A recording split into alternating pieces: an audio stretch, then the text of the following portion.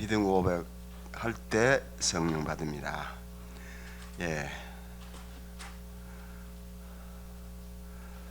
성경 표시가 없어가지고 20세기는 오순절 운동의 세기라고 합니다. 19세기를 선교의 시기, 이게 신학적으로 좋은 쪽으로 선교의 세기라고 합니다. 우리나라에 복음이 들어온 것도 19세기 말엽이죠. 19세기는 또 신학적으로는 19세기는 신학이 완전히 자유주의화 된 세기입니다. 자유주의는 교리에서 자유입니다. 그냥 교리와 상관없다는 뜻이 아니고 우리가 믿는 기본 교리를 전적으로 부정하는 의미로 교리에서 자유입니다.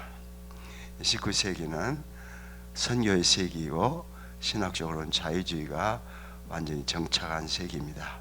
그 시작은 독일 개혁파 출신인 프리드리히 슐라이마하가 일으켰습니다. 프리드리히 슐라이마하는 아버지가 군인이었어요. 장군이었는데 자꾸 군인은 자주 옮겨 다니죠. 그러니까 아들을 교육을 신센더프 백작의 형제단 학교에 맡겼습니다. 그리고 대학을 졸업했어요. 대학 다닐 때부터 공부를 했겠지만 특히 칸트의 철학을 잘 이해를 했습니다. 칸트는 하도 유명해서 칸트 이전에 칸트 없고 칸트 이후에 칸트 없다. 그래서 칸트 같은 철학자가 다시는 없다 식으로 좋게 이해를 하는데 자기 철학이 전개로는 그렇게 하지 않았겠지만 결국 기독교를 완전히 망치는 철학을 했습니다.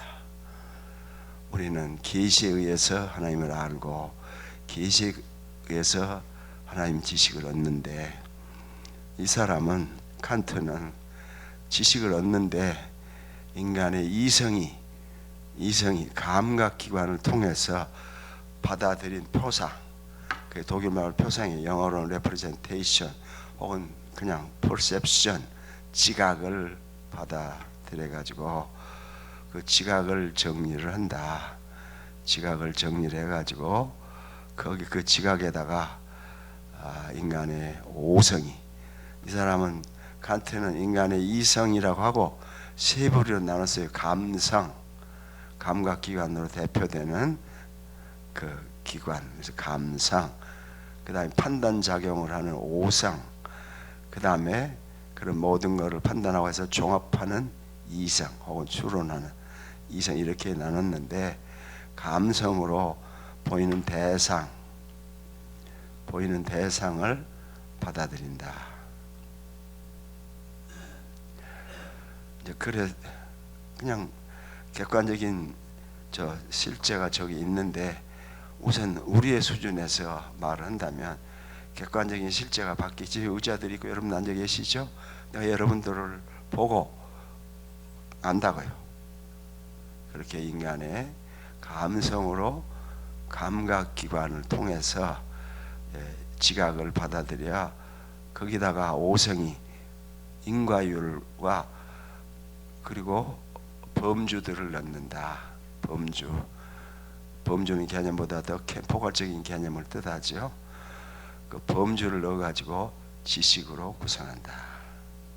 지식으로 구성해요. 인간의 그냥 객관적으로 보고 그걸 받아들여가지고 그걸 의자다 이렇게 아는 수준이 아니라 객관적으로 있는 사물을 인식을 해서 지각을 받아들여 그 지각에다가 법칙을 넣는다. 범주를 넣고 또 인과율도 넣어서 이게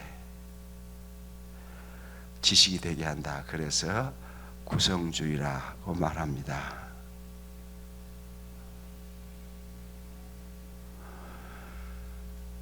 그 구성주의 하면 칸트 철학에 하면 우리가 알 수 있는 영역은 우리의 감각기관으로 접촉하는 대상들 뿐이다.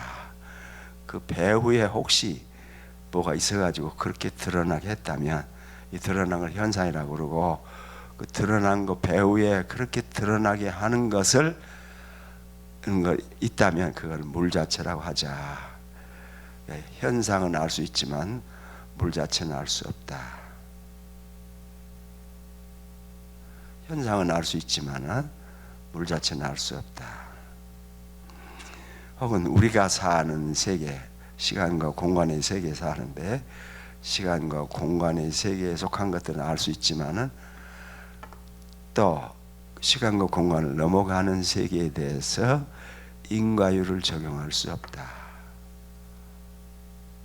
우리는 인과율이 밖에 있는 사물에 있는 법칙으로 생각을 하는데 칸트는 인과율이 인간의 이성이 만드는 법칙이에요. 그래서 칸트로부터 관념론이 시작한다. 관념론은 내가 보는 대상이 저렇게 사물로 있는 게 아니라 내 의식의 표현이다. 혹은 내가 의식을 통해서 정한 개념의 표현이다. 딱딱한 거는 그 물질도 그렇게 지각할 수 있도록 항속적인 바탕이 되는 걸 뜻하지 물질이 물 자체가 있는 게 아니다.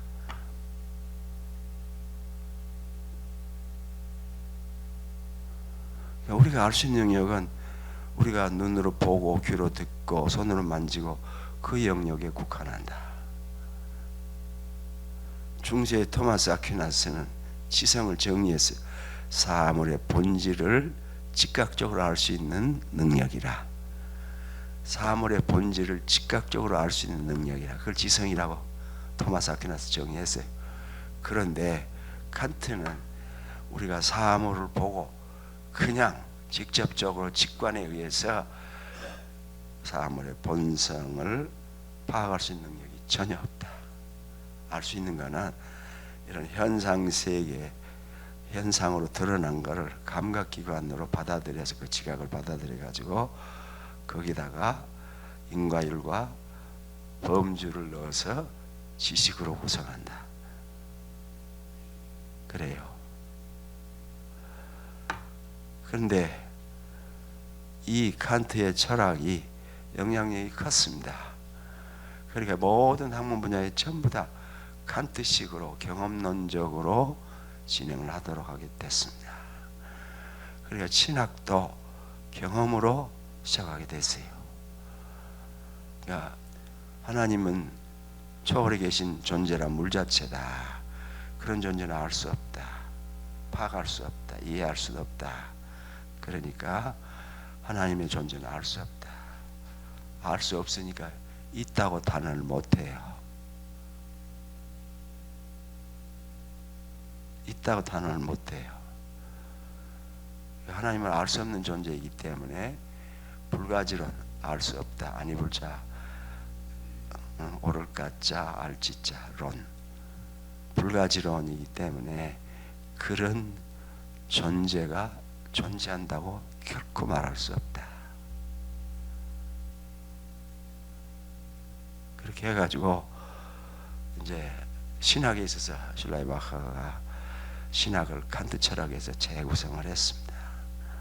신학도 경험에서 하나님 아는 식을 구해야 된다.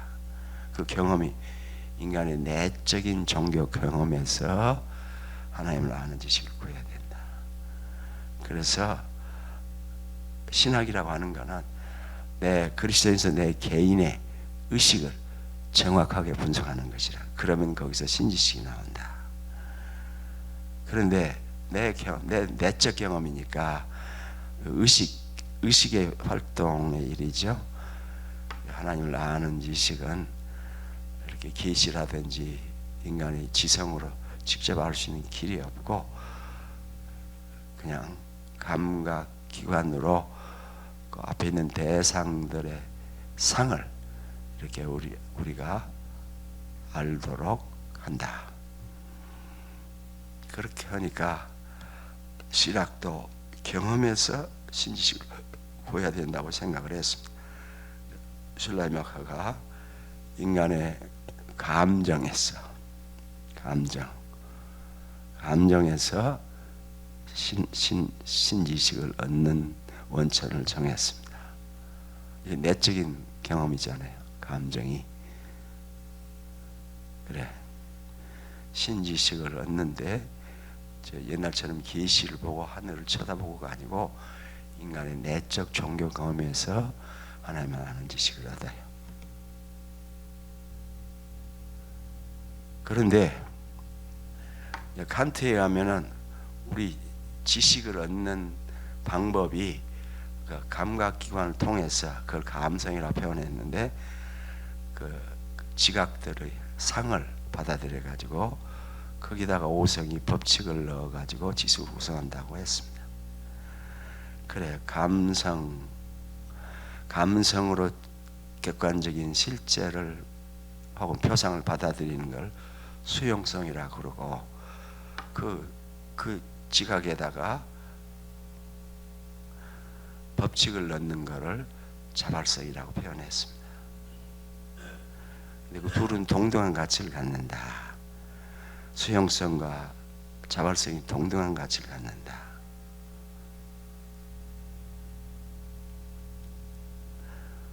그런데 슐레마커는 종교인으로서 지금 신학을 해야 되잖아요. 그러니까 둘이 동등하지만은 내가 더 점점 더 받아들이는 데서 의존적이라. 그러니까 밖의 영상을 혹은 지각을 받아들이는데 밖의 현상에 더 의존적이라. 더 의존적. 둘이 동등하지만 수용성과 자발성이 동등하지만 수용성에 더 의존한다고 하면 그게 경건입니다. 우리하고 전혀 달라요. 단어는 같지만 경건은 하나님이 계시기 때문에 하나님을 드러내서 죄악을 피하는 것이지요. 그리고 의롭게 사는 거지요. 근데 슐레마커는 경건을 그렇게 말하지 않고 이렇게 수용성이 더, 그러니까 수용성이 내가 더 의존적이라고 하면 그게 경건이다. 그래서 교회도 경건 공동체라. 갑자기 너무 철학과 신학 이야기가 현대 신학 어려운 이야기가 나와서 좀 머리가 아프죠. 이런 강의를 한 분이 없어요. 내가 웨스트민스터 가가지고 벤틸에게 바알트 비판 그거를 열심히 듣고 했는데 한 번도 칸트 철학에 대한 비판은 그 책에 써도 술라이마카에 대한 이야기는 안 하거든요. 아까도 말했듯이 아주 고도의 논리로 축약된 문장으로 표현을 합니다. 그러니까 처음에 함부로 읽어갖고는 무슨 내용인지도 이해가 힘들어. 그러니까 술라이마카에 대해서 바알트가 바젤에서 강의하면서 내가 술라이마카를 제대로 이해했는지 모르지만 소리를 반복을 해요. 그렇게 해가지고 신학을 완전히 바꿔가지고 신학 체계를 이루었습니다. 그래서 새로운 기독교, 자유주의 기독교, 삼일체 교리를 완전히 없애버린, 성육신의 교리를 없애버린. 그럼 어떻게 삼일체 교리가 되느냐? 인간 예수 안에 의존 감정이 강해요. 예수는 절대적으로 혹은 전적으로 자기가 의존되었다고 느껴요. 전적으로 내가 의존적이라고 느끼는 것을 말을 하면, 그 사실을 발언을 하면 그게 신이에요.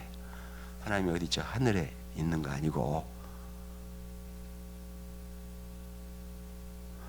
그러니까 예수 안에는 이 전적으로 자기가 의존해 있다고 하는 감정이 충만했어요.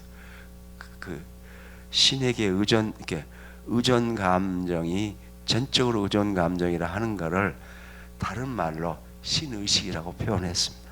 하나님이 있어가지고 하나님 의식하는 게 아니고 하나님 전적으로 의존한다. 그런 감정을 충만하게 가지면 그게 신의식이에요. 예수가 하나님의 아들인 거는 본래 하나님이 성육신하셔서 하나님의 아들이 아니고 그 안에 전적인 의존 감정이 있어요. 혹은 신의식이 충만해요. 그 때문에 하나님의 아들이에요. 성육신의 교리가 없어질 뿐만 아니라 하나님의 성육신 교리가 자동으로 폐기되는 거죠. 예수는 인간 예수뿐인데 신의식이 혹은 신의식이 바로 전적인 의존, 내가 전적으로 의존해 있다고 하는, 한국에는 절대 의존 감정을 하는데, 물론 독일어로 슬레이튼 혹은 슬레이틴이 그게 전적으로지만은 또 다른 번역으로는 절대적이라고도 할 수 있어요. 그래서 영어로는 절대적이라고 번역을 해가지고 우리에게 절대 의존 감정이란 말이 왔습니다. 그럼 성령은 그 전적인 의존 감정 혹은 신의식이 교회에 있어요. 성령이 임해가지고 그런 소리 말고, 성령이 임해가지고 교회에 계신다가 아니고 자기 교회 안에 전적으로 자기가 의존해 있다는 의존 감정 혹은 신의식이 있다. 그거를 객관화해 가지고 성령으로 만드는 거라. 성령이 있는 게 아니에요. 그럼 얼른 이해가 안 되면, 창조할 때 창조할 때 천사들 나오잖아요. 천사들이 왜 생겼어요? 시편에 보면은 여호와의 왕으로 등극시가 나온다고. 여호와가 왕으로 등극하면, 실제로 그렇단 말이 아니고 가상적으로 생각을 하면, 그러면 임금님이 심부름시키기 위해서 종들이 필요하잖아요. 천사. 그러기 위해서 만들어낸 것이, 천사를 지었다는 의미로 아니고 그렇게 만드는 것이 천사다. 그러면 악마가 있어요? 접촉 못 한다고요. 이성으로도 접촉 못 해요. 악마는 무엇이냐? 악한 감정이 한 군데로 모여서 객관한 것이 악마다. 그러니까 전통적인 삼일치 교리, 성신의 교리, 창조론, 이걸 다 일거에 부정을 해버렸어요. 현대신학에는 하나님도 없고 또 창조도 없고, 신라에 막 하는 창조를 이 현상대로 있는 거, 그게 창조예요. 하나님 위에서 말이야, 이 노인이 매직 완대로 확 돌리니까 갑자기 아무것도 없는 데서 확 뛰쳐나왔다. 그런 거는 성리 보지 않아요. 그냥 현상대로 있는 거, 이걸 창조다. 그런데 봄 되면 새로운 싹이 돋아나서 새로운 종들이 나오죠. 괴물도 나오고. 그게 창조예요. 그게 하나님의 창조 사역이.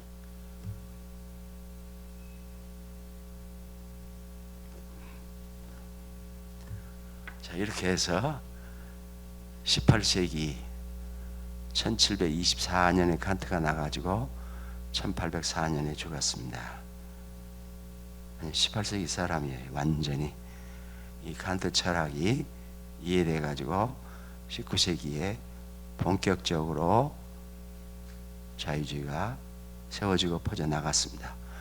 미국은 좀 늦어가지고 1920년대에 슐라이마에서 시작한 신학을 구자유주의라고 합니다. 구자유주의가 미국 동부 연안에 도착한 게 1920년입니다. 그래서 하버드, 예일, 그 다음에 프린스턴 차근차근 점령을 했죠. 그래서 웨스트민스터가 프린스턴 관련 나와 세워졌는데, 아까 우리 박대만 목사님 말씀 들으니까 거의 존립 불가하다.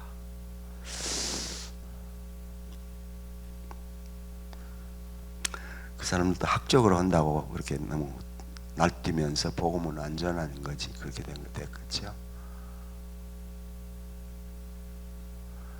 그래, 또 한국교회, 미국교회가 얼마나 피폐했는지를 점심시간에 목사님들이 열심히 말씀하셨어요.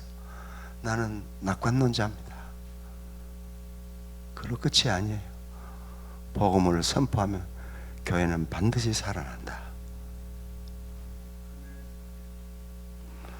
자, 그래가지고 19세기 자유주의가 다 정착을 했습니다. 오순절 운동은 1900년 12월 31일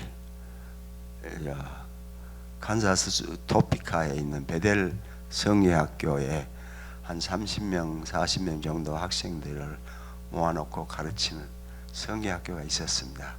그 학교 교우장이 찰스 파함이에요. 그 사람이 오순절 운동의 아버지입니다. 찰스 파함. 네, 그들도 문제점은 깨달았어요. 지금 교회가 초대교회하고 다르다. 이분이 한번 여행을 가면서 학생들에게 과제를 주었습니다. 초대교회하고 지금 교회하고 차이점을 알아내라. 그 사람은 교과서가 성경뿐이에요. 성경학교니까 그러겠죠. 특히 사도행전과 고린도 전후서 이걸 중심적으로 다뤘습니다. 이렇게 해서 학생들에게 과제문을 주었어요. 오순 초대교회하고 지금 교회하고 차이가 무엇인지 발견하라. 그리고 자기 여행을 갔다 돌아오니까 학생들이 열심히 읽어가지고 합치된 의견을 냈습니다. 뭐라고 했냐? 초대교회는 방언을 했습니다. 지금 교회는 방언이 없습니다. 그 옳다. 그래서 방언 받기 위해서 1900년 12월 31일부터서 이렇게 세교대로 기도를 시작을 했습니다. 근데 아무 연락이 없어요. 방언이 안 나타나요. 그러니까 아그네스 오즈만이라는 여자가 안수해 주기를 청했습니다. 그러니까 찰스 파함과 그 선생 되는 분들이 아그네스 오즈만의 머리를 얹고 기도를 했어요. 첫 번 방언이 나왔습니다. 보헤미안 방언이라고 그럽니다. 그 다음에 또 방언이 나왔어요. 그 다음 날 차이니즈로 중국어로 방언을 했다고 그럽니다. 그러니까 확실히 증명된 거죠. 옳다. 아직 찰스 파함은 방언을 못 받았습니다.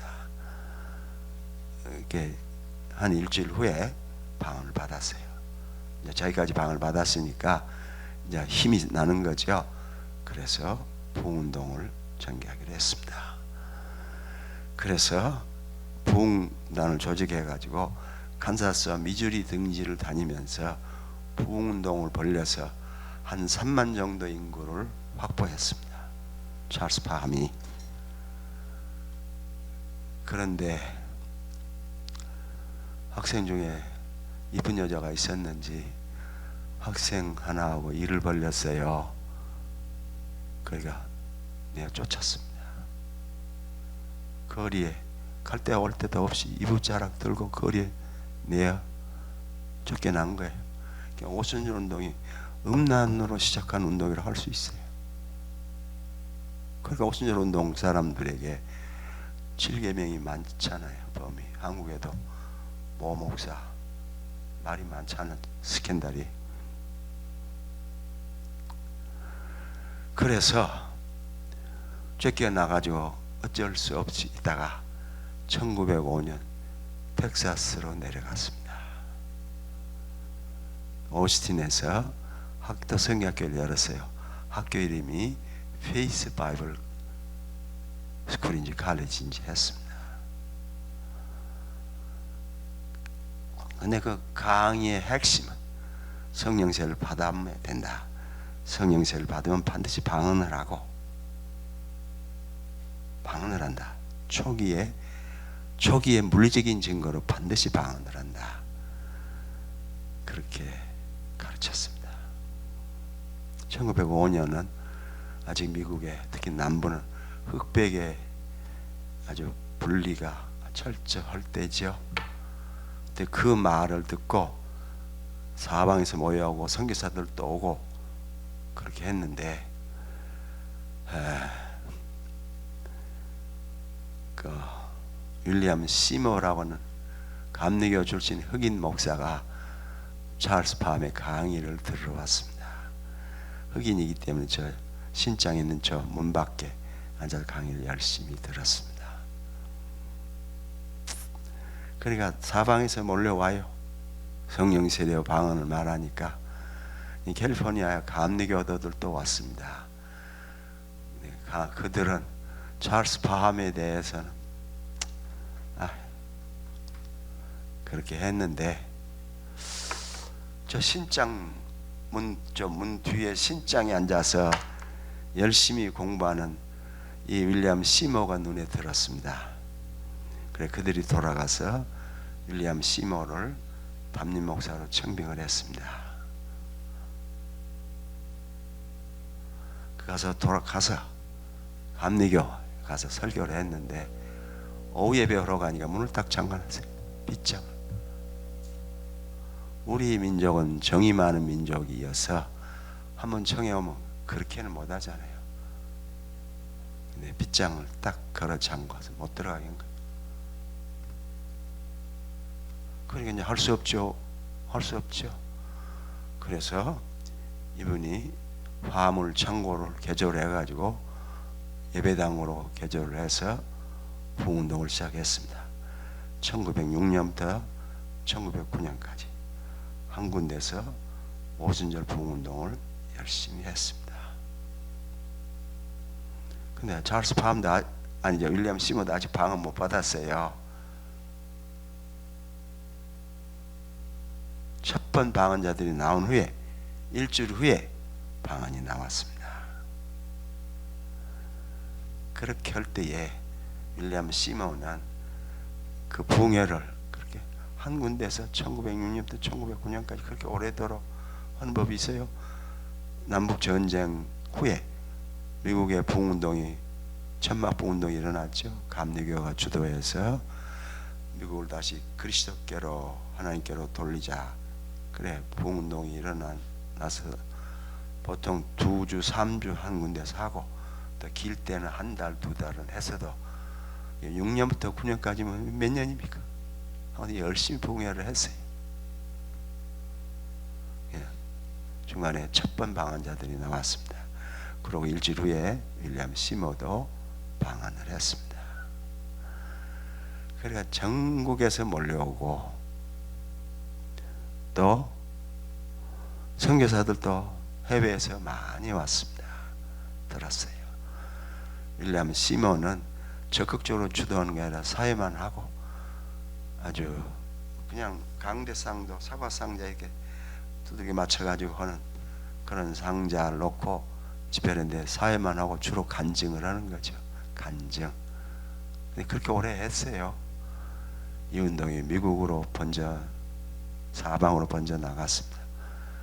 그리고 1918년 Assemblies of God, 하나님의 성회들 Assemblies of God을 창설해 가지고 교단이 생겨났습니다.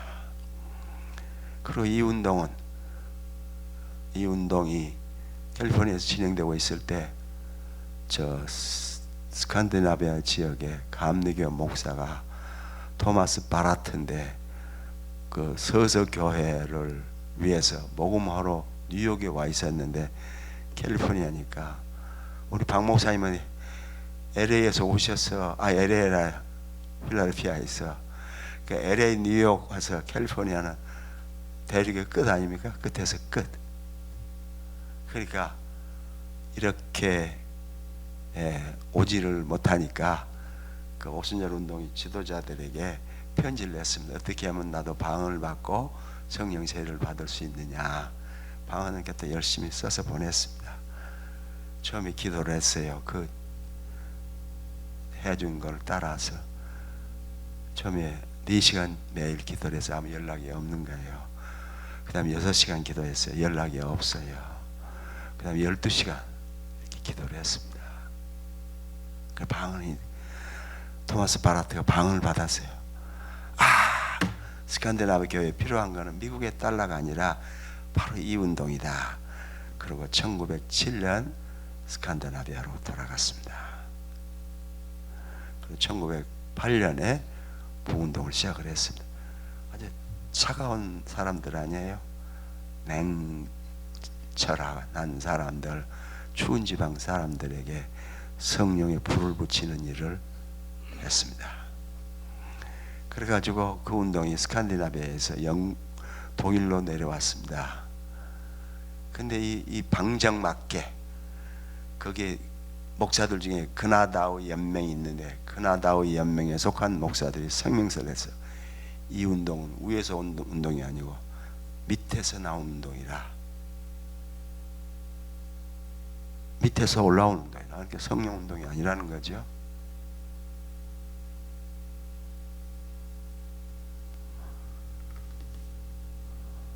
그래서 그래, 그 독일에서 이제 주춤한 거죠. 그거를 오순절 파들은 바벨론 포로식이라 그렇게 말해요. 그래가지고 그 운동이 파란내에 임하고 서서히도 가고 1942년인가는 로마에 도달을 했습니다. 가톨릭 국가 아닙니까? 그 영국에도 건너갔어요. 1924년 다널드 기라는 오순절파 목사에 의해서 영국의 하나님의 성회가 구성이 됐습니다. 1924년. 그리고 한국에는 내 기억이 틀리지 않다면 1956년 이 오순절 운동이 전라남도 순천에 상륙했습니다.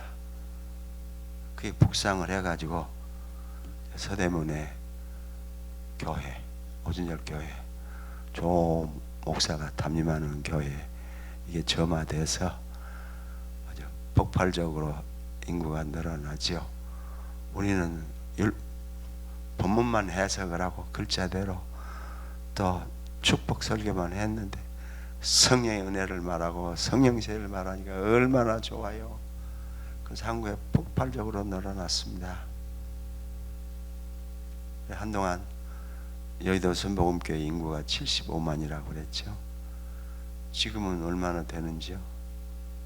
혹시 아시는 분 계십니까? 황 목사님 잘 아실 거 아니에요? 정보가 많으시니까.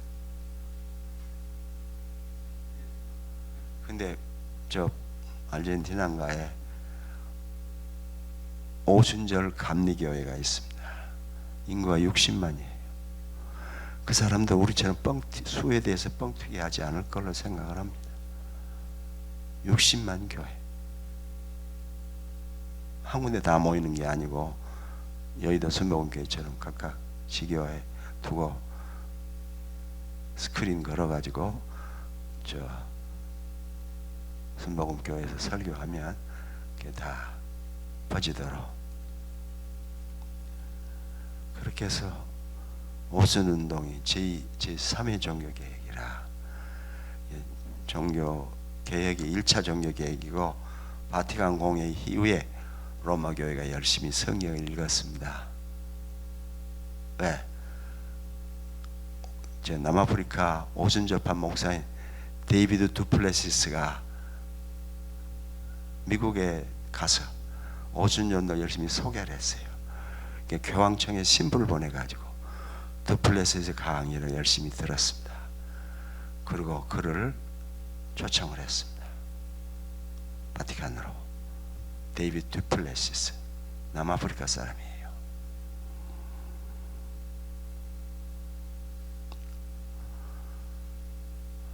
그래가지고 이 운동이 로마교회에 점화됐습니다.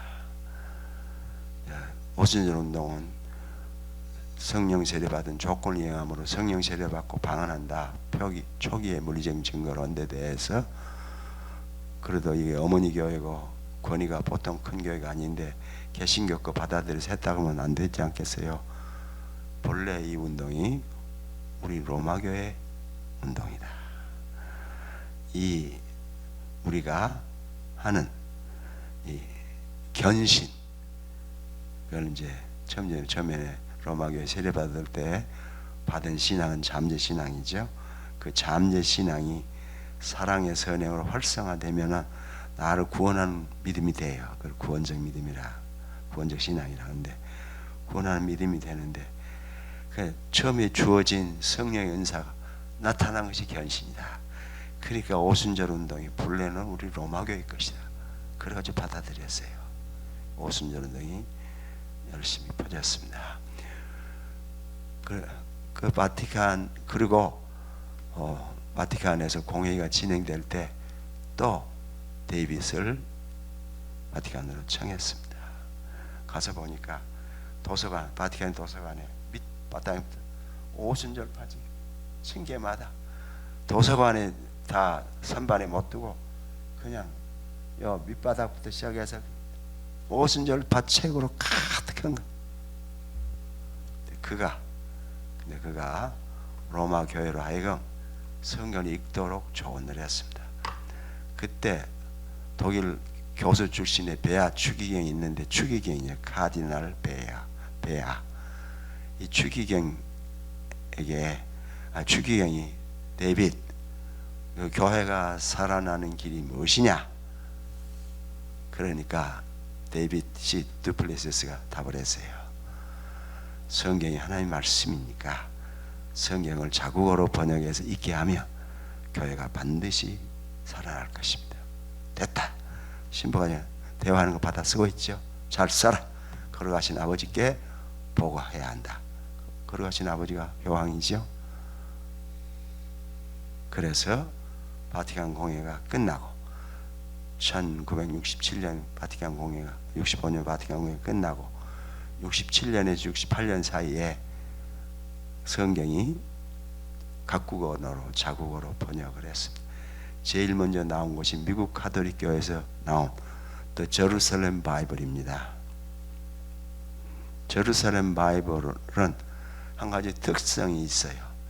우리는 여호와를 구약에서 그대로 쓰고 있지만 현대어 서양에는 여호와가 없어요. 전부 다 주야예요. The Lord, Her, He일은 이렇게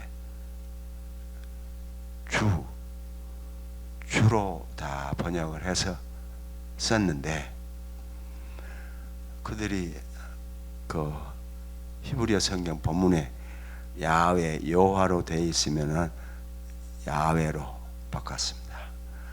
어떤 말도 야훼가 지닌 뜻을 드러낼 길이 없다. 그래가지고 제루살렘 바이블에는 야훼가 복원되어 있습니다. 한국에서도 67년부터 68년 개신교하고 로마교회가 공동 번역을 했죠. 68년에 나왔어요. 지금은 한국의 로마교회는 그 공동 번역 쓰지 않습니다. 자기들끼리 번역을 따로 했습니다. 최근에 그걸 써요. 그리고 이렇게 번역을 하고 오순절에 성령 세례 받는 매뉴얼을, 편람을 만들었습니다. 그래가지고 이렇게 조건을 이행하면 성령 세례 받는다를 열심히 가르쳤습니다. 그리고는 80년대 초반까지도 교인들 모아놓고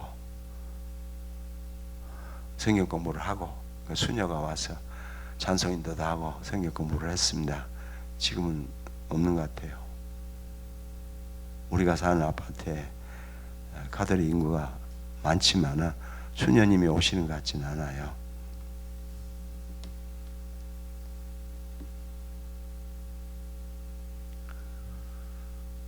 자, 오순절 운동의 핵심은 성령 세례를 받으면 초기 물리적 증거로 반드시 방언을 한다. 계속 방언을 하느냐는 별개로 치고 초기 물리적 증거로 방언을 한다. 그러니까 방언을 하면 성령 세례 받은 것이고, 성령 세례 받으면 반드시 방언을 하는 것이라. 그래가지고 성령 세례를 확증하기 위해서 한국에서 많이 따라하고, 혀가 구부러지면 그거를 제지하지 말고 그대로 하다 보면은 방언이 나온다. 근데 그거는 한국에서 처음 시작한 게 아니고 미국에서 처음 시작한 게 아닙니다. 캘리포니아 캘리포니아에서 아주사가에서 부흥 집회를 할 때에도 처음 했을 때 방언 못 받은 사람 데려다 놓고 연습을 시켰습니다.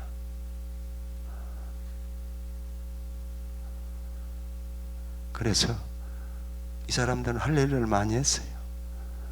전 세계적으로 퍼져서 예일대 교회사 교수인가도 이거 제3회 종교개혁이라, 그러니까 종교개혁 교회가 16세기 일어나고 로마교회가 20세기 중엽에 이렇게 일어나고 이거는 제3회 운동이라 3회 종교개혁이라고 했습니다.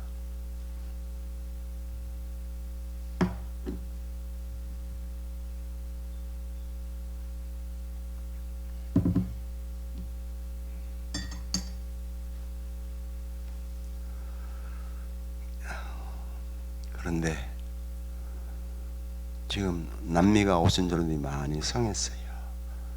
지금 거의 흔적이 없을 정도로 쇠퇴하고 없어졌습니다. 한국도 여의도 순복음교회는 조영기 목사가 설교를 하면 아직도 모이고 헌금도 많이 나온대요.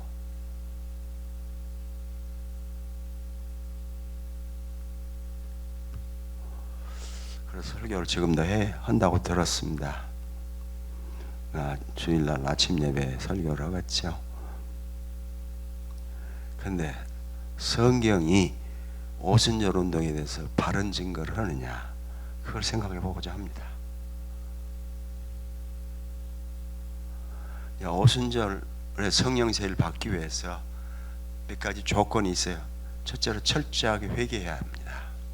철저하게 회개. 두 번째로 죄를 뜯어내야 돼요. 모든 죄를, 아기 적부터서 모든 죄를 다 회개해야 됩니다. 나도 신학교 졸업하고 군대 갔어요. 경상부터 영덕에 제가 배송이 됐습니다. 배속이. 영덕은 그 해안을 지키는 연대가 병력이 있는데 본래 군 편제상으로 군목이 없어요.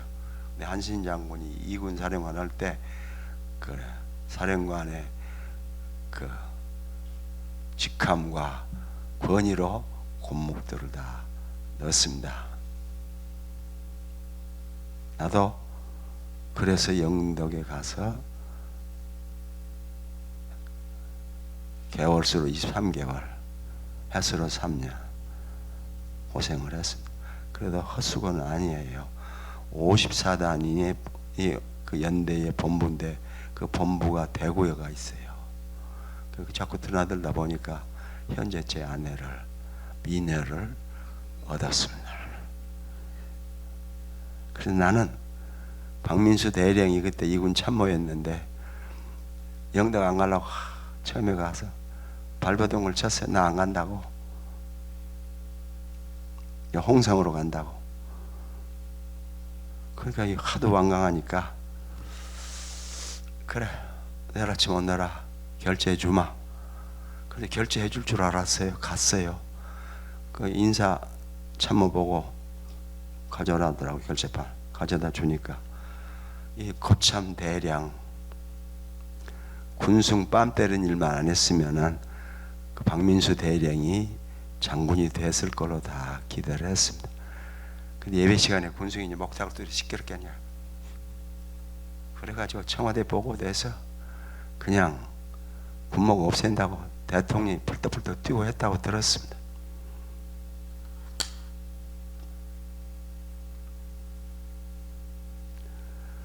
자, 성경에 성령 세례 받은 표로 방언을 한 경우가 있느냐? 성경에 세 군데 사도행전에 방언이 있습니다. 제일 처음에 오순절 날 성령이 강림했을 때 방언을 했어요. 그 방언은 이사야 28장 11절의 예언의 성취로 이루어졌다고 봅니다. 성취. 이 백성이 믿지 아니하는 거로 다른 방언과 생수한 입술로 이들에게 말하리라. 안 믿어요. 예수 그리스도의 복음을 안 믿어요. 그러니까 방언을 했어요. 예루살렘 복판에서 다른 나라 말로 방언을 해요. 그거는 성령이 임해서 기쁘고 좋아서 일어난 방언이 아니라 하나님이 백성됨을 이스라엘에서 유다에게서 이방으로 옮기는 걸 뜻합니다. 그러니까 방언이, 사도행전에 일어난 방언은 반드시 유대인들이 있는 앞에서 일어났어요.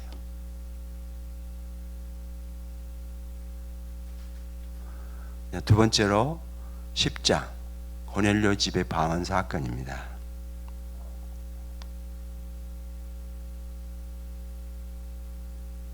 고넬료는 로마 중대장이에요. 백부장. 그때는 100명 단위로 군대를 편성한 거죠. 백부장. 근데 하나님이 이방인에게 복음을 전하는 길을 여시려고 이렇게 그로 하여금 환상을 보게 하고 베드로를 청하라고 했습니다. 그러면은 기꺼이 가야 될 거 아닙니까? 베드로가. 근데 가기를 심히 주저했습니다. 왜요? 두 가지 이유입니다. 첫째로 이 큰 구원을 이방인에게 줄 수 없다. 그 제일 큰 장애물입니다. 유대인들이 이 구원은 우리를 위해서 이루어졌지 이방인을 위해서 이루어진 게 아니다. 그래서 또 베드로가 이방인 집에 가서 먹고 마시면은 이방인들하고 교제하는 거라고요. 먹고 마시면 그거는 출교 대상입니다. 회당에서 쫓아내야 돼요. 유대인으로서 지위를 박탈당하는 거죠. 그러니까 주저를 하는 거예요. 그러니까 혼자 가는 게 아니라 6명의 유대인들을 데리고 갔습니다. 6명을. 베드로까지 7명이죠. 가서 다 왜 오라고 한지를 그 고넬료가 보낸 사원들에게 다 들어놓고도 연막에서 또 이렇게 구실을 붙이는 거야. 예루살렘 올라가서 당할 걸 생각을 해서 왜 오라고 그랬냐. 내가 어제 이렇게 기도할 때에 성령이 내게 환상으로 당신을 청하라고 해서 당신을 오시라고 사람을 보냈는데 참으로 잘 오셨습니다. 우리가 다 주 앞에서 모여 있어가지고 복음을 듣기를 원합니다. 당신 입으로 듣기를 원합니다. 들어갈 때 어쨌습니까? 그런 큰 사도가 오니까 문에 들어오니까 딱 엎드려서 절을 하는 거죠. 서양 우리는 무릎을 꿇고 이렇게 공손하게 받치고 이마를 땅에다 대는 그런 식의 절을 하지만은 서양 사람들은 딱 바닥에 누워요. 그렇게 절을 하는 거예요. 그 일어나시오. 나도 사람이요. 그게 하나님께 하는 경배 방식이거든요. 나도 사람이요. 그리고 이제 그 말을 듣고 전도를 시작을 했습니다. 전도를 할 때 자기가 3년 자기의 주님의 전도를 잘 지켜봤으면 자기 말로 다 할 텐데 일대기를 쭉 말을 했습니다. 근데 복음의 핵심을 말하지 않았어요. 그것도 여러분이 내가 전하는 예수 그리스도를 믿으며 여러분이 저를 용서받습니다 하면 얼마나 좋았겠어요. 다 핑계를 마련하고 있는 거예요.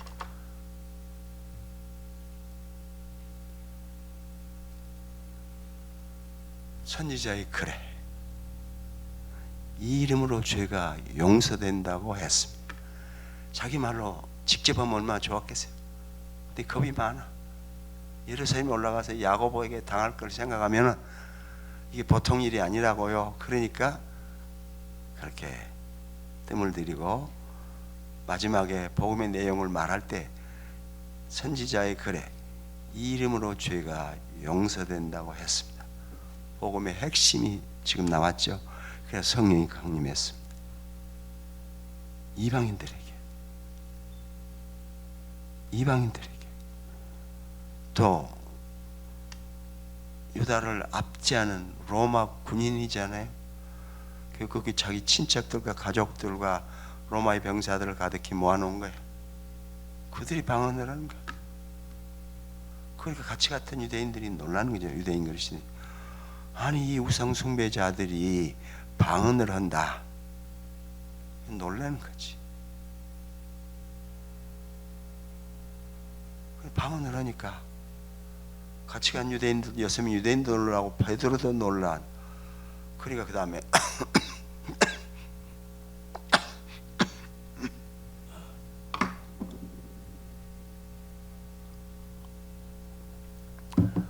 강의 마치면은 상점에 가서 잠바 하나 살라고 그럽니다. 그렇게 하면은 따뜻해서 강의하는데 좀 어려움이 없을 걸로 생각을 합니다. 방언을 하고 하나님이 인정을 하셨는데 이들이 우리처럼 처음 우리에게서처럼 방언을 하는데 세례 주지 못할 이유가 어디 있느냐.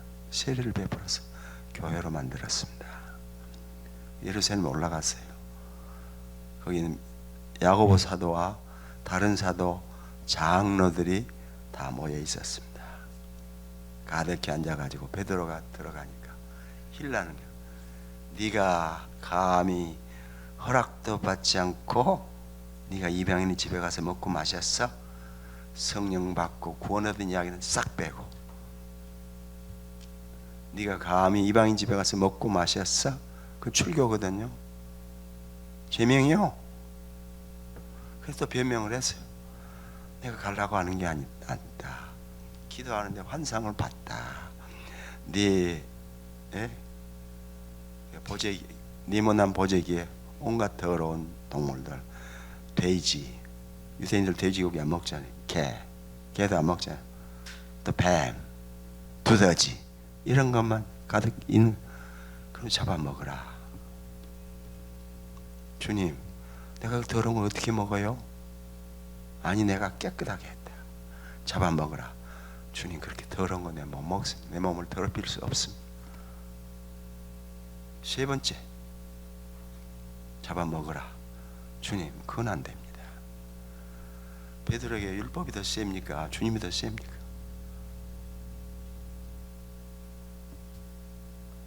그리고 이 여섯 형제들이 같이 가고 3명의 사람들이 와서 나를 청해서 같이 갔다. 가서 말씀을 증거할 때 우리처럼 방언을 했는데 내가 왜 세례를 못 줍니까? 그러니까 뭐라고 교회가 답을 했습니까? 더 이상 시비를 올 수 없습니다. 회개의 열매에 이르는, 회개에 이르게 하는, 뭐라고 되어 있습니까? 박 목사님, 회개에 이르게 하는 말씀을 주셨다는 것. 다른 말도 안 했어요. 회개에 이른다고 했어요. 이 생명을 주신다고 되어 있어. 회개에 이르게 하는 생명을 주셨다. 그렇게 해서 위기를 보면했습니다. 사도들이 초대교회 전도를 못해요. 이방인들에게. 베드로가 갔으니까 가능한 거죠. 그것도 야고보 사도에게 혹독하게 당해야 되는 거죠. 야고보 바리새파 유대인들로 예수 믿는 사람들의 두령이잖아요.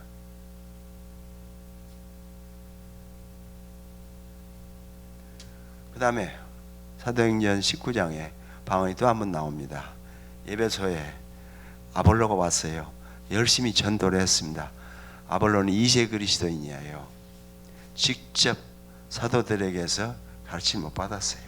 그러니까 히어세이, 들어서 말한 거 들어서 예수 믿는 사람이 됐어요. 열심히 에베소에 와가지고 전도를 했습니다. 그렇게 해놓고 세례 줄 때는 세례요한의 세례를 줬어요. 유대교 세례를 준 거죠. 지금 회당에서 일이에요. 회당에는 유대인들이 있죠. 바울이 거기 왔습니다. 형제들이, 다른 형제들이 기도 형제들이 있습니다. 바울이 얼마나 기뻐요. 형제들이 있다. 찾아갔어요. 찾아가서 그들이 진짜 예수 믿어서 성령을 받았으면 변화됐을 텐데 아무 변화한 적이 없는 거예요. 그 이상하거든요. 이상해. 그러니까 물었습니다. 당신들이 믿을 때에 성령을 받았습니까? 성령 받아야 변화되는데 그런 게 없으니까, 변화된 흔적이 없으니까, 그래. 그러니까 그들이 뭐라고 그랬어요? 성령이요? 여보시오, 바울 선생, 성령이요? 우리 성령이라 이름도 못 들었어요. 그러면 누구 세례 받았습니까? 그야 물론 요한 세례 요한의 세례죠. 열심히 전도해가지고 세례 요한의 세례를 이어서 유대교 도로 만들었어요. 그래 지금 회당이 있잖아요. 그러니까 그들에게 바울이 복음을 증거했습니다. 회당에는 유대인들이 많이 있잖아요. 복음을 증거하니까 그냥 바울은 세례만 주고 이러는 법이 없어요. 복음을 증거하고 세례를 주었습니다. 그래서 성령이 임했어요. 방언을 했습니다. 유대인들 보고 들으라고. 그러니까 방언은 언제든 유대인들이 있는 앞에서만 일어났습니다. 그건 무슨 뜻이냐?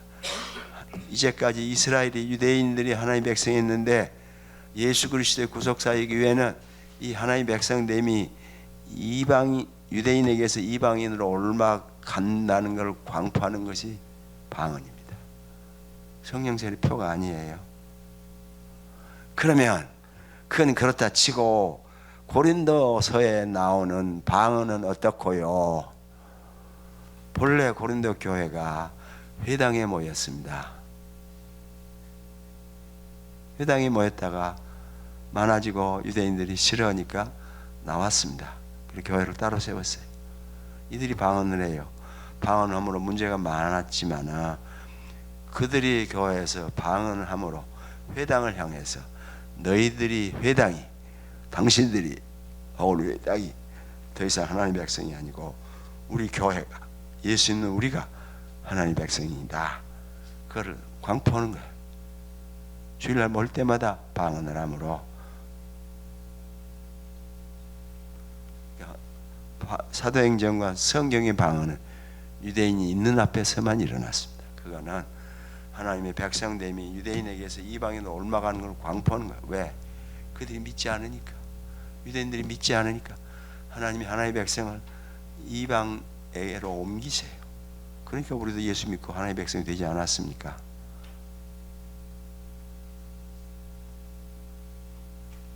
그러면 성령은 그래도 죄 많고 회개도 덜하고 속에 죄도 많은 사람이 받을 수 있습니까?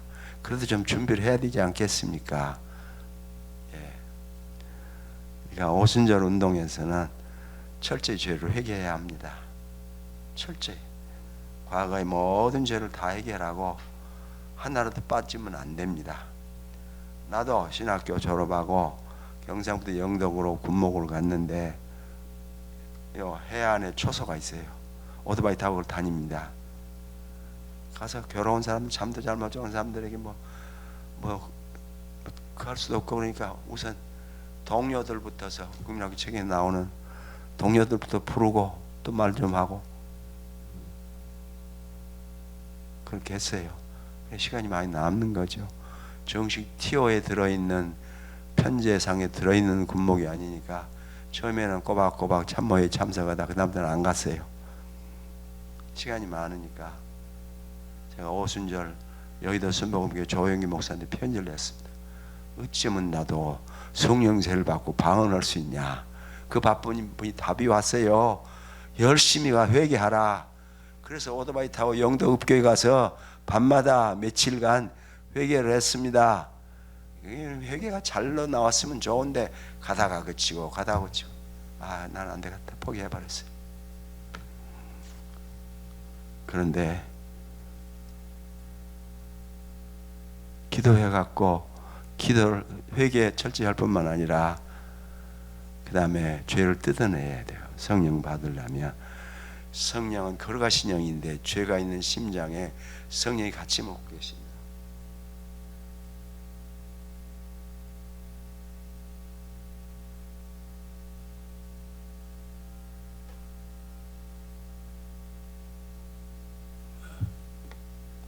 죄를 다 뜯어내야 돼요. 어떻게 뜯어내요?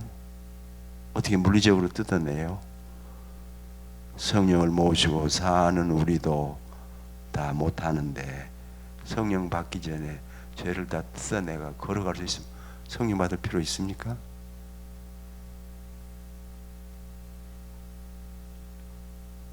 그 다음에 오순절 운동은 그 다음 아주 간청하는 기도를 해야 돼요. 성령 주시기를. 주려면 주고 말라면 말고 그렇게 해갖고는 성령 못 받아요. 내가 영덕에서 군목을 해서 그쪽 지역의 상점에 가면은 왔다 그러면 기어 붙잡아서 팔아요. 광주 가서 물건 살라면 사고 안 그러면 가요.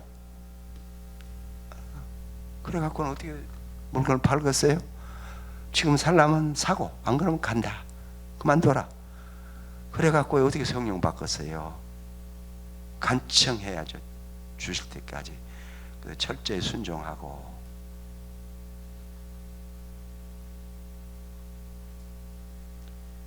이렇게 조건들 이행으로 성령을 받습니다. 이거는 율법주의 방식이 나오는 거지요. 그래. 성령 신학이라는 책을 쓴 분이 그렇게 말해요. 이건 율법주의하고 은혜 사이에 경계선에 서 있다.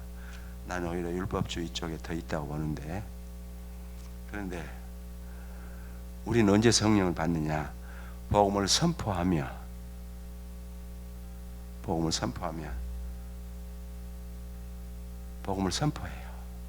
그러면 성령이 역사하셔서 자, 복음의 내용으로 우리를 지성을 조명하고 깨우치고 의지를 설득하고 혹은 의지를 새롭게 지으셔서 믿음 고백을 하게 하세요. 그러면 성령이 우리 안에 내주하십니다. 그러니까 예배소에 그 내용이 많이 나와 있는데, 성령은 예수 믿을 때부터서 우리가 받을 기업의 보증이에요. 그게 영생 아니에요? 하늘의 영광과 그게 보증이에요. 성령은 믿음과 고백하면 받아요. 구원 얻는 것이 그냥 믿음 고백으로 되듯이 성령, 그러니까 좀 신학적으로 전개하면 복음이 선포되면 성령의 역사하셔서 우리로 하여금 믿음 고백을 하게 하세요. 그리고 믿음 고백을 하면 함과 함께 회개를 하죠. 믿음 고백을 하면서 회개해요. 회개해가지고 믿는 게 아니고 믿음 고백하면서 회개해요. 어찌 내 힘으로 회개를 해요? 성령께서 내가 죄인인 것을 복음을 선포해서 알게 하시니까 회개하는 거죠. 회개하면 성령이 내주하세요. 내 안에. 그래서 기도할 때 처음 믿으면서 첫 번째 하는 기도가 하나님 아버지. 물으면은 권사님들이 그렇게 대답을 한다고. 그럼 내가 물어봐요. 하나님 언제 봤어요? 만났어요? 약속해 봤어요? 근데 이제까지 원수로 살다가 어떻게 하나님을 아버지라 부르냐? 그 다음은 대답을 못하죠. 우리가 예수 그리스도를 믿음으로 죄 용서받고 하나님의 아들과 딸이 돼요. 그 표로 우리에게 성령을 주세요. 그 표로 우리에게 성령을 주세요. 그러니까 첫 번 기도가, 예수 믿고 첫 번 기도가 하나님의 아버지라고 불러요. 성령이 우리 안에 벌써 내주하셨다고. 그러니까 고린도전서 12장 3절에 성령을 아니고는 예수를 주라 할 수 없다고 했어요. 예수를 주라고 하고 하나님을 아버지라 부르는 것은 성령으로만 가능해요. 왜 그렇게 됩니까? 자, 주님이 제자들이 기도를 가르칠 때 자기는 내 아버지 그렇게 기도했는데, 제자들에게 기도를 가르칠 때는 뭐라고 했냐면은 우리 아버지라고 했습니다. 그래서 자기 자신하고 제자들 사이에 엄격한 선을 두었어요. 제자들은 우리 아버지라고 부를 수 있어도 아직 내 아버지라고 부르지 못했어요. 하나님이 친아들이고 본래적인 아들이신 본성으로 아들이신 예수 그리스도는 하나님 자기 아버지라 불렀어요. 그런데 어떻게 성령을 받으면 하나님 아버지라 부르느냐? 우리에게 오신 성령은 예수 그리스도 안에 계셨던 그 영이에요. 그러니까 마가복음 14장 30, 40절 한번 찾아보십시오.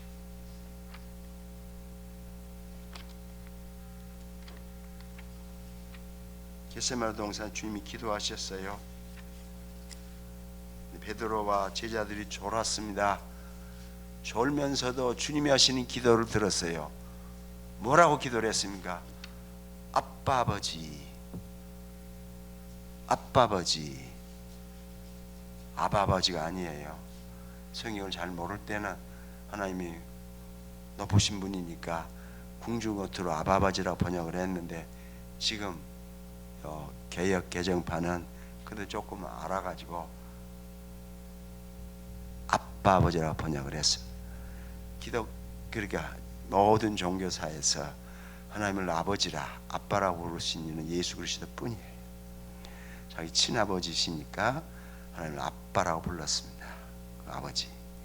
아빠는 어린 아이가 어머니 혀끝에서 배운 첫 마디예요.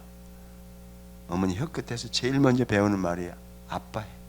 아버지가 일하고 들어오셨어요. 한 살 배기 아이가 아빠가 들어오니까 좋아가지고 엄마 품에 있다 일어나서 아빠한테로 가요. 근데 마음은 급한데 빨리 안 가지죠. 그러니까 또 넘어졌다 또 일어나서 또 가서 아빠하고 깨안으면 아빠가 어떻게 해요? 으스러지도록 깨안지. 그렇게 자녀에 대해서 정이 가득한, 혹은 다 전달되지 못한 깊은 정을, 친숙관계를 표현한 말이 아빠라는 오지. 주님 세상에 계실 때는 성령이 아직 주님에게만 계셨으니까 하나님을 아빠지라 불렀습니다. 근데 주님이 십자가에 못 박히시고 부활하사 하늘에 가신 이후에 성령을 보내셨습니다. 그 성령은 예수 그리스도 안에 담지되어 있던 성령입니다. 그러니까 그 성령으로 하나님을 아빠 아버지라 불렀어요. 우리가 예수 믿음으로 성령이 우리 안에 오시기 때문에 하나님을 아빠 아버지라 부르는 것입니다.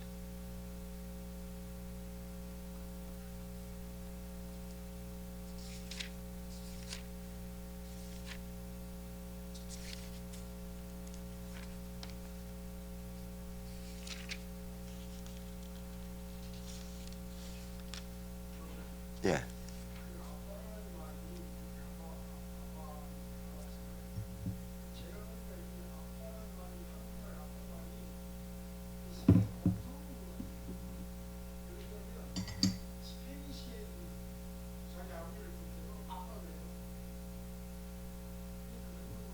우리 한글 영향을 입어서 그러겠지 뭐.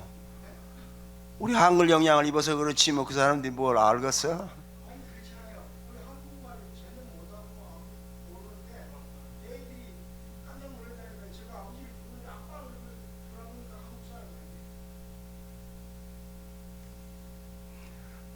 지금은 이제 이 말이 보편화돼서 아랍 사람들은 아빠 아버지를 아무에게나 잘하지요.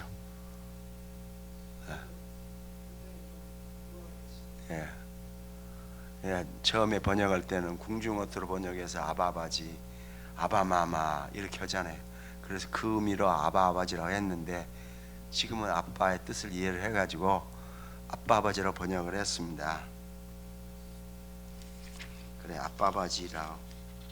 성령이 우리에게 오시니까 우리도 그 동일한 성령에서 하나님을 아빠 아버지라 불러요. 몇 장? 14장 36절이요. 카에 엘레겐 아빠호 파텔 판타 디나타 소이. 아빠 아버지, 당신에게는 모든 것이 가능합니다. 우티, 에고, 델로, 알라, 티, 우. 내가 원하는 거 아니고, 내가 원하는 것이 아니고 당신이 원하는 것을 티수. 십자가 형벌이 얼마나 참혹합니까? 십자가 형벌이 얼마나 참혹해요. 십자가에 매달릴 때, 자, 수의가 언제 만들어진 건지 모르지만은 수의에 나와 있는 상흔에 하면 못을 여기다 박았다 그럽니다. 요 양뼈 사이에 여기다 박아서는 찢어서 체중을 지탱을 못하는 거죠. 여기 요 근육 인대 이걸 뭐라고 그럽니까? 인대에서 양쪽 뼈 사이에 박아가지고 걸어놔요. 그리고 발에도 발등에다 쿵쿵 박은 게 아닙니다. 여기요 이렇게 다리하고 발등에 그 사이에 박았습니다. 그래 대정맥, 대동맥을 안 다쳐요. 그리고 꾸준히 조금씩 피가 흐릅니다. 그러니까 노예 반란군들을 십자가에 못을 박았는데 예수 그리스도도 지금 반역자로 고발하니까 십자가에 못 박았죠. 못을 박아요. 아무 다른 것도 없어요. 박아만 놓고 매달려 있는 거예요. 그리고 건장한 노예들은 일주일에서 열흘간 매달려 있었습니다. 찬바람이 불면 여기에 찬바람이 도달하면 심장이 터질 것 같죠. 뜨거운 바람이 불어도 여기에 닿으면 심장이 터질 것 같죠. 피는 조금씩 흐르기 때문에 눈이 감기고 목이 마르죠. 그런 고통을 보통 일주일에서 열흘까지 가요. 그런데 주님은 6시간 만에 죽었다니까 총독이 못 믿는 거죠. 그 백부장을 불러다가 어찌 된 거냐? 예, 죽었습니다. 예, 죽었습니다. 그러니까 장려하도록 시신을 허락해 준 거죠. 이 고통은 말로 못해요. 그래도 로마인들이 조금의 인도적 조치를 했는데 독한 식초를 마시게 함으로 그 아픔을 조금은 덜 느끼도록 하는 식초를 줬는데 주님은 그것도 거부하셨어요. 온 몸으로 인격으로 다 고통을 당해야 되니까 그렇게 하셨습니다. 그 십자가 이후에 주님이 하늘에 가셔서 자기 구원의 구속 사역에 근거해서 성령을 천국에서 우리에게 보내셨습니다. 그러니까 구속 사역이 이루어지기 전 성령 오심이 불가능해요. 그 구약 백성들은 성령이 함께 계셨죠. 내주신 게 아니에요. 성령의 내주는 그리스도의 구속 사역 후에만 가능합니다. 그리스도께서 십자가에 못 박히고 그 찢기신 몸을 가지고 아버지 얼굴 앞에 나타나셨습니다. 자기 속죄 사역을 보고하셨어요. 하나님 아버지가 기뻐 받으셨습니다. 속죄가 완전히 이루어졌으니까. 그래서 성령을 보내셨어요. 사도행전 2장 33절에 나와 있죠. 하나님 예수를 오른손을 높이며 그가 아버지로부터서 너희 보고 듣는 이것을 부어주셨다. 그리스도 구속사역 전에는 성령의 내주가 불가능해요.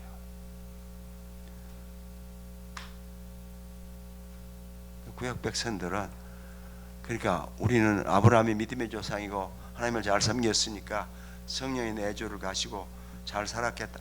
그렇지 않아요. 아브라함에게 성령은 함께 계셨어요. 밖에 계셨어요. 우리에게처럼 내주하신 게 아니에요. 우리가 받은 은혜를 비교하면 우리가 받은 은혜가 아브라함이 받은 은혜보다 몇십 배, 몇백 배 더 커요.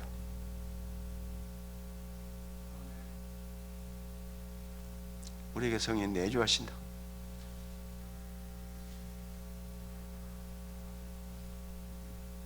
자, 그러니까 성령은 우리가 의롭다함을 받은 것은 믿음으로 믿음 고백할 때 이루어지듯이 믿음 고백할 때 그 성령이 우리를 믿음을 조성하셔서 믿음 고백하게 하시고 우리 안에 내주하세요.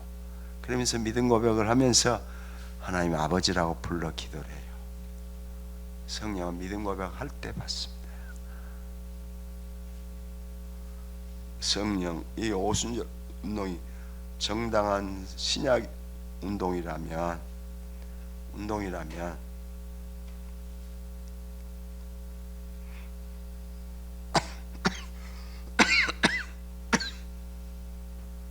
지금 남미의 오순절 교회가 거의 다 없어져 버렸죠. 몇 년 전에 남미에서 우리 한국 학생 하나 왔어요. 뭐 때문에 왔냐? 예, 오순절파 교회가 설교거리가 없습니다. 더 이상 뭘 설교할지 거리가 없어졌습니다. 그래서 장로교시나 개혁시나 배우러 왔습니다.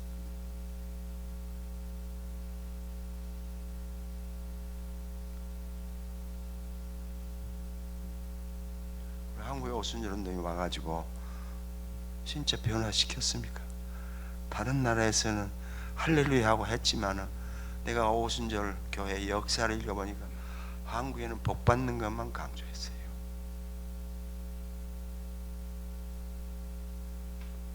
그 조영기 목사가 성공할 수 있던 이유는 성령 세례를 받음으로 물질적인 세상적인 축복을 받는 보증수표라고 해가지고 저렇게 크게 됐습니다. 순 사기죠, 사기. 지난번에 IMF 나가지고 제자 목사가 이야기를 하는데 그렇게 그랬대요. 그때 다 실직하고 회사가 망하고 그럴 때 조영기 목사께 설교를 했대요. 자, 100만 원씩 다 헌금하시면 회사 망한 게 도로 복원되고 실직하던 회사로 복직되고 전부 다 헌금을 했다. 그래서 돈을 모아갖고 어쨌습니까? 국민일보 빚을 갚아버렸죠. 한 달에 20억씩 빚이 났습니다. 그렇게 돈 모아가지고 빚을 갚았어요.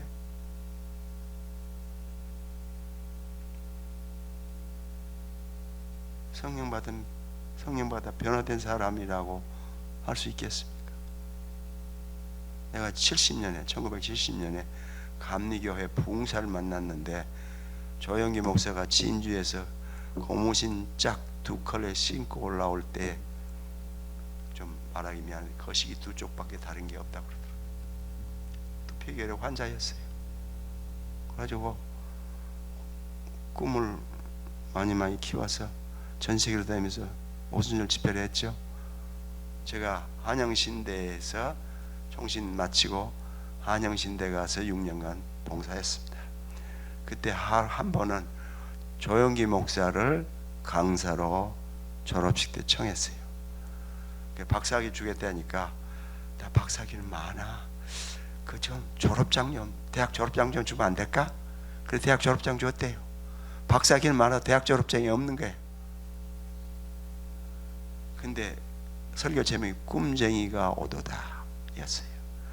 자기가 꿈꿔가지고 전 세계로 다니면서 집회하고 헌야기들만 한 번도 예수 그리스도 이름과 그의 구원 사역을 증거하지 않았어요.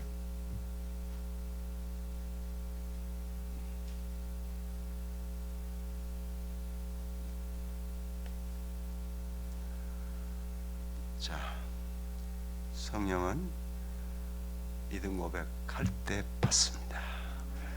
기도를 열심히 하고 회개를 철저히 하고 죄를 뜯어내고, 죄를 어떻게 뜯어내요? 이게 영적인 것인데 죄를 어떻게 뜯어내요?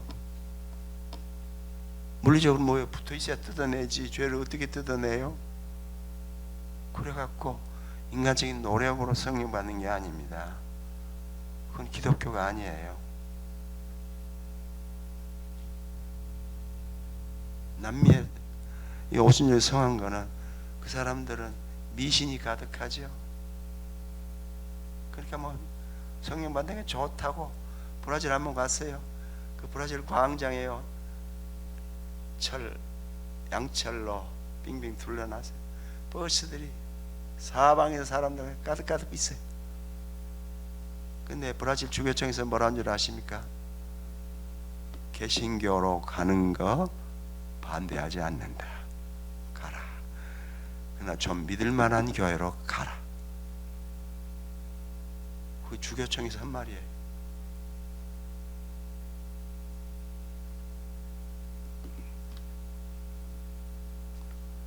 성령은 인간적인 노력으로 받는 게 아니라 은혜로 선물로 받습니다. 조건이 있다면 딱 한 가지, 예수 믿는 거, 믿음 고백하는 거, 그것뿐입니다. 누가 노력해가지고 성령을 받아요? 못 받지요? 그래도 오순절 운동에서 그래도 역사가 일어나는 게 그래, 기도를 열심히 하니까 하나님 은혜를 베푸셔서 은혜를 주신 거죠. 몇 년 전에 종신에 여자 하나가 왔어요. 오순절파 교인이었어요. 자기는 열심히 해서 그 같은 친구들의 부모들을 구원하도록 열심히 기도하고 섬기고 했는데 어느 날부터 성가가 이 교회를 떠나라 그래서 그냥 떠날 수 없으니까 저 뭐 인도네시아인가 어디로 갔대요. 그래가지고 와가지고 장로교로 옮겨서 지금 수영로교회 전도사를 합니다. 지금도 하는지는 모르지만 종신 왔어요.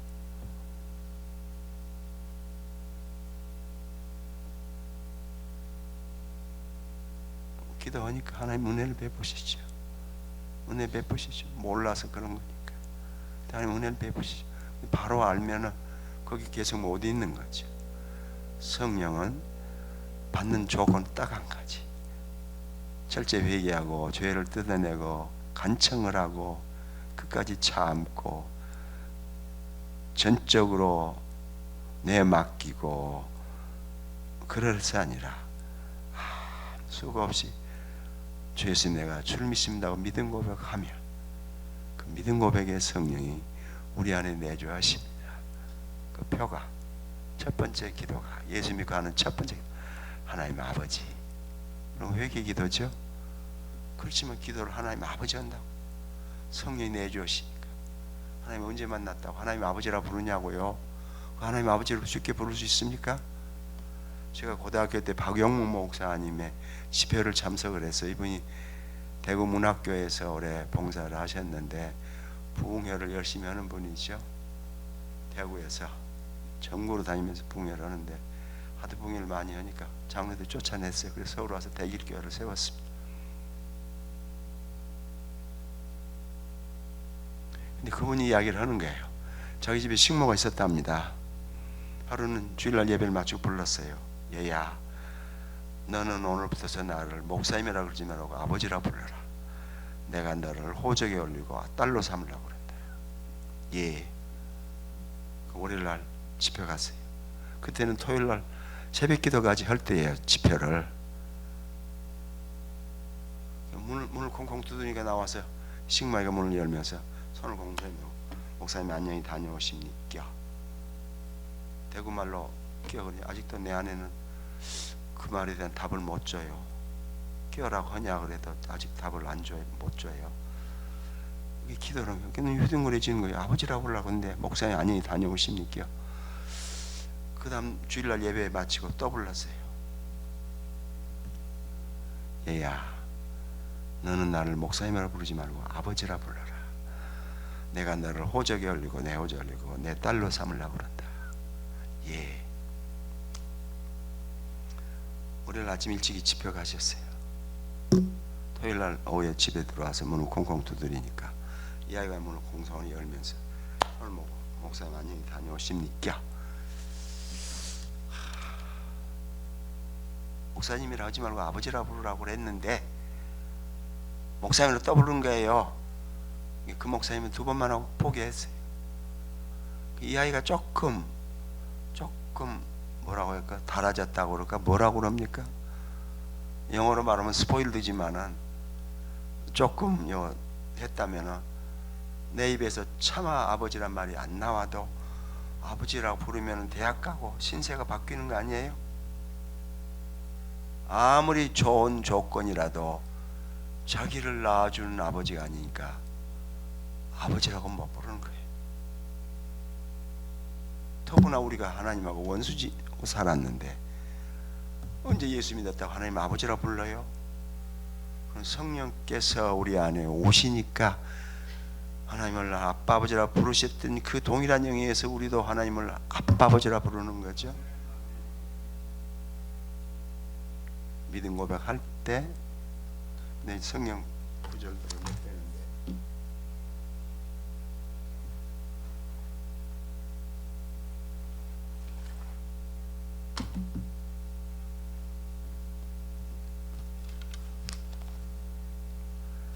성경에 가득합니다. 가득해요. 에베소서 한번 볼까요? 1장 13절. 예, 에베소서.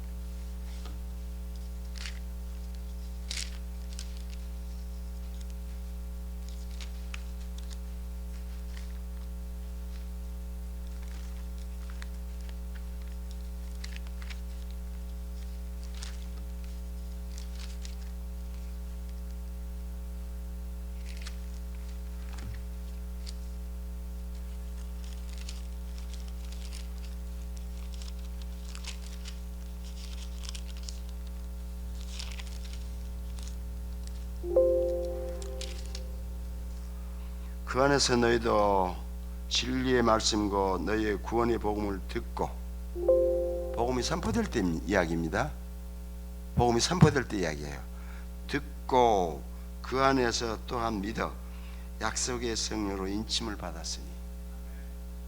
복음 들을 때 성령 받아요. 믿음 고백함으로. 믿어라고 돼 있잖아요. 믿어. 보다 4장 30절 볼까요? 하나님의 성령을 근심하게 하지 말라. 그 안에서 너희가 구원의 날까지 인지션을 받았네. 언제부터 인침 받았어요? 믿을 때부터서. 언제까지 인침돼요? 부활하여 영생 이를 때까지. 우리가 부활하여 영생 이르야 되니까 그 부활하여 영생의 보증으로 우리에게 성령을 주셨어요. 중간에 받는 게 아닙니다. 그러면 오순절 받으러 오면은 성령 세례 못 받은 사람이 죽었을 때 천국 못 가게 해요?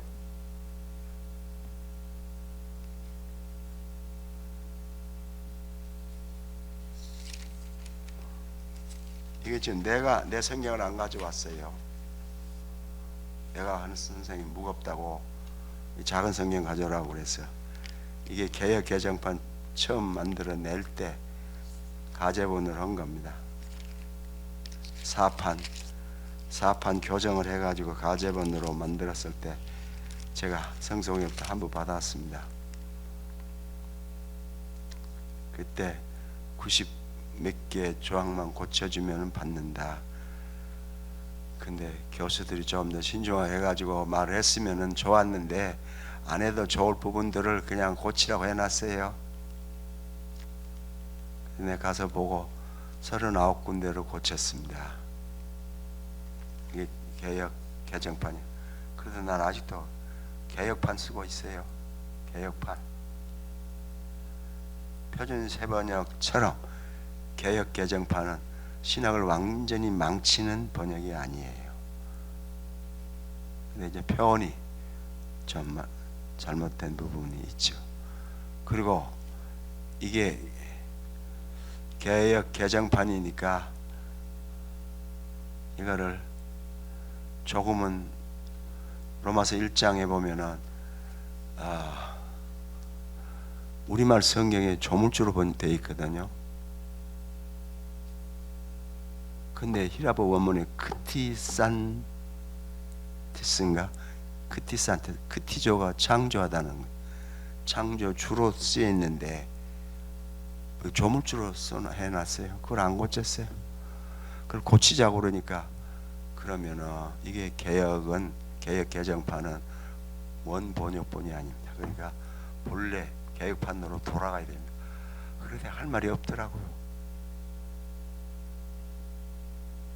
그래, 앞으로 2015년부터 이미 지났죠. 그러면 15년부터서 30년 기한으로 번역을 새로 한답니다. 30년이 지나면은 내 나이가 100살이 넘어요. 그 처음에는 90 몇 살 했는데 지금은 100살이 넘어요. 그래서 내가 감수를 할 수 있을까 할까 했는데 지금은 내가 꼭 감수를 하겠다. 그러니까 1991년에 번역한 표준세번이 저렇게 완전히 반기독교적으로 번역을 했으면 앞으로 번역판이 어찌 나올까. 그래서 내가 기어 교정을 하고 교정을 해야 되겠다고 작정을 했습니다.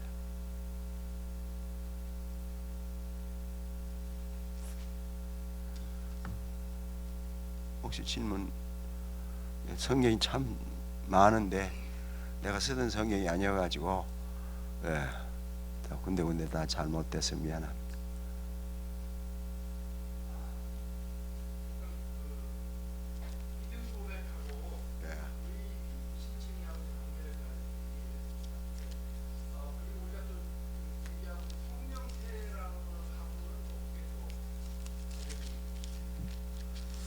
신약의 성령 세례가 딱 두 군데 나옵니다. 누가복음하고 사도행전에, 누가복음 마지막하고 사도행전에. 그리고 성령 충만이라는 단어가 사도행전 13장까지 끝입니다. 그 뒤부터는 성령 충만이란 말이 없었죠.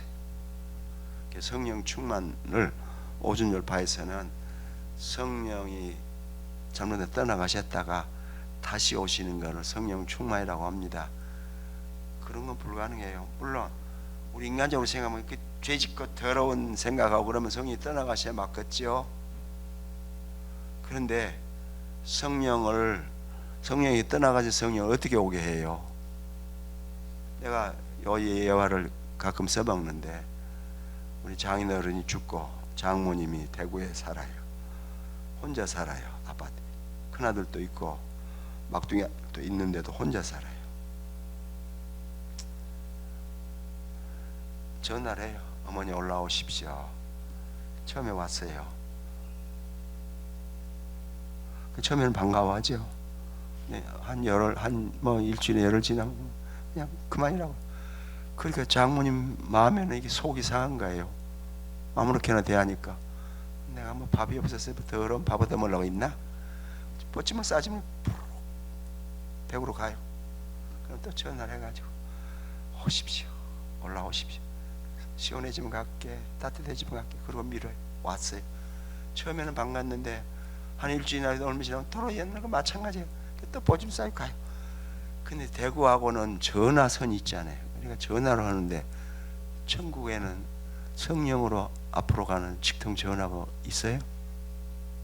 한번 틀어져가지고 가신 성령 어떻게 돌려가지고 오게 해요? 한번 오신 성령이 우리를 떠나시지 않아요.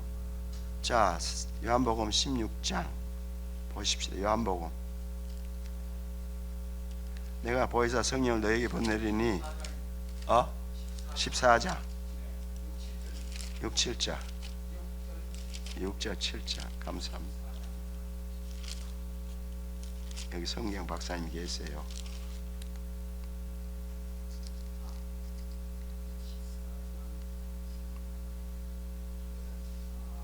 그게 아니고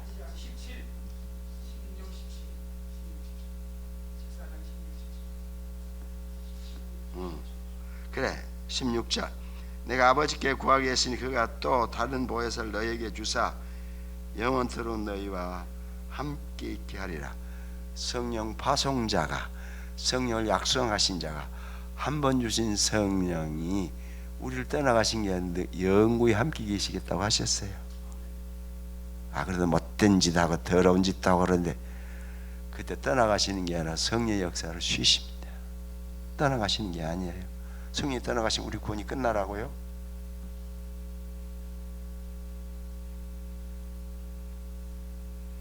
자, 보혜사 성령을 주시는데 우리와 함께 영원히 있게 하신다고 하셨어요. 요한복음 14장 16절 성령 파송자가 약속했어요. 그런데 떠나가셨다가 다시 오면은 더 풍성한 은혜를 갖고 오시니까 성령 충만. 성령 충만은 그런 게 아니고 성령의 인도를 따라 사는 거, 성령의 지도를 따라 사는 거, 그게 성령 충만이에요.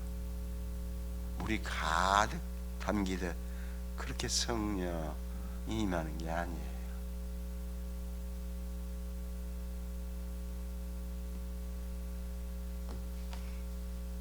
또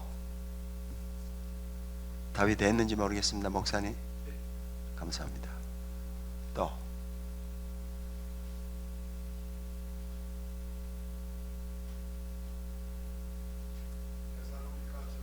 예.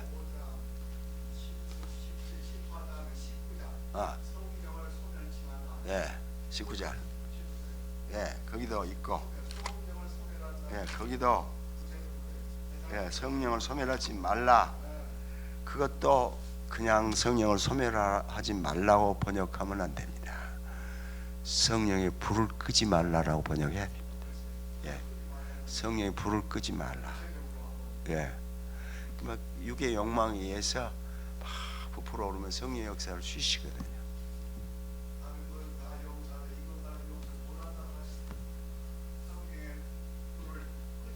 성령의 불을 끄지 말라.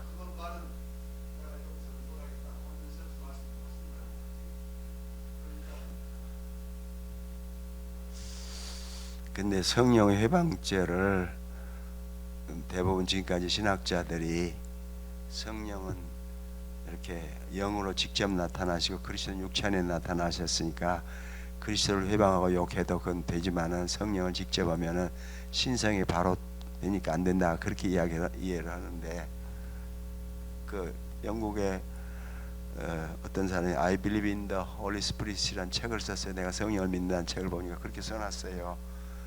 성령 회방은 끝까지 복음을 거부하는 것이 성령 회방입니다. 다른 게 아니고, 성령은 전도자로 오셨어요. 성령이 하시는 일은 전도예요. 전도는 예수 그리스도의 인격과 구원사역, 하나님이심과 하나님의 아들이심 말하고 구원사역을 이루셨음을 말해요. 그러니까 그를 믿으면 죄 용서받고 영생 얻는다. 죄 용서받고 영생 얻는다. 그렇게 성령을 직접적으로 마주해서 회방을 해서 그게 성령죄가 아니라 끝까지 복음을 거부하는 거, 반대하는 그게 성령 회방죄입니다. 성령의 사역은 전도예요. 예수 그리스도가 하나님이시고 하나님의 아들이신데 구원사역을 이루셨다. 그 예수를 믿으면 죄 용서받고 영생에 이른다. 그걸 전도해요. 그걸 하세요. 근데 성령이 직접 말하시는 게 아니라 전도자를 세워가지고 전도자의 말을 통해서 전도가 이루어지게 하시면서 능력을 주심으로 전도 일을 하세요.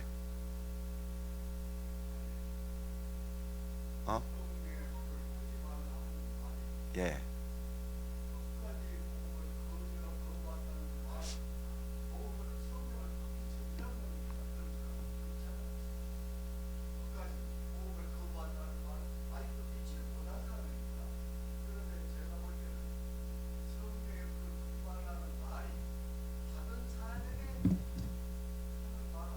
예, 받은 사람이 하는 말씀이에요. 근데 그 말씀은 성령을 소멸해서 없애버리는 게 아니고 성령이 불같이 역사하시는 것을 이렇게 주저앉게 하는 것을 말해요.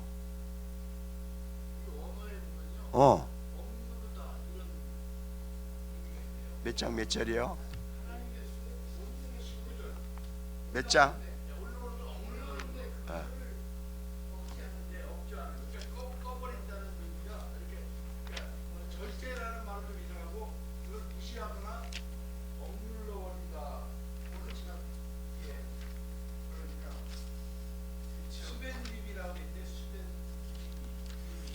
몇 장 몇 절 다시 말해주세요.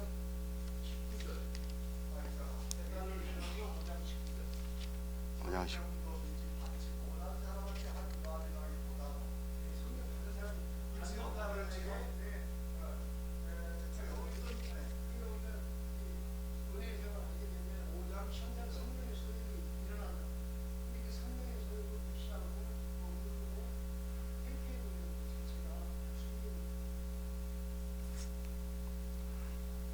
불신자도 예수 그리스도 하나님의 아들이심을 알아요. 그의 구원사에게 참 구원자를 알아요. 근데 악이 가득해가지고 거부하는 거죠. 끝까지. 그 성령 회방죄죠.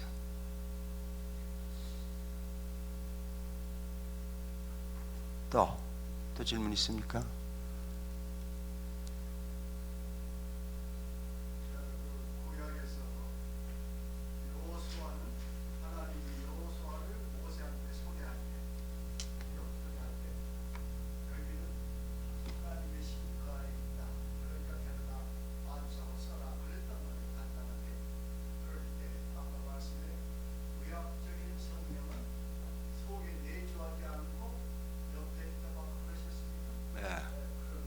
함께 계세요.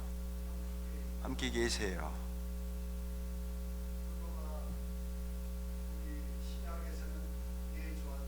예. 그때 여호수아에게 말할 때 지혜로 이해를 해야 맞을 것입니다.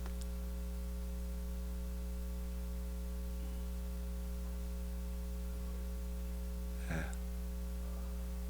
그러니까 아브라함이 받은 은혜하고 우리가 받은 은혜에 비하면 아브라함은 별빛 아래 살았고 우리는 밝은 태양 아래 살고 있습니다. 우리는 성령을 모시고 살아요. 성령을 모시고 살 수 있는 그리스도의 구속 사역 때문에 그렇습니다. 그 이전에는 성령이 오셔. 그래. 예. 예. 예. 그래.